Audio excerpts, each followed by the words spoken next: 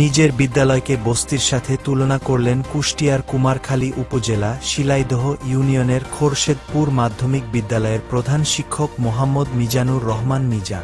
উক্ত বিদ্যালয়ের অবকাঠামো উন্নয়ন নিয়ে স্থানীয় সাংবাদিকদের বলেন, আমরা বস্তির মধ্যে বসবাস করছি। এর ব্যাখ্যা জানতে চাইলে তিনি জানান ৫৪% জায়গার উপরে ১৮৭৬ সালে স্থাপিত এই বিদ্যালয়টি। পর্যায়ক্রমে ৫৪% জায়গার উপর ৪টা বিল্ডিং থাকলেও নেই ছাত্রছাত্রীর জন্য পর্যাপ্ত রুমের ব্যবস্থা। এই বিদ্যালয়ে জেনারেল ও ভোকেশনাল সহ ২টি শাখায় ১২০০ ছাত্রছাত্রী থাকায় গাদাগাদি করে ক্লাস নিতে হয়। সেই সাথে নেই কোনো প্রধান শিক্ষকের মানসম্মত রুম।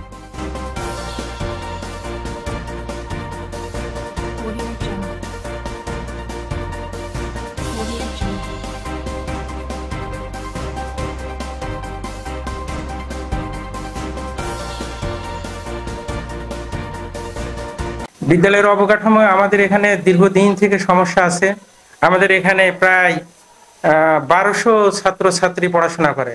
এর অর্ধেকের চেয়ে বেশি মেয়ে আর ছেলে আছে, অপেক্ষাকৃত অর্ধেকের চেয়ে একটু কম। কিন্তু এখানে ভৌত অবকাঠামো যেগুলো আছে সেই অবকাঠামোগুলো অপর্যাপ্ত, এবং এখানে এতই অপর্যাপ্ত যে আমরা এখানে থাকি প্রায় বস্তির মতো।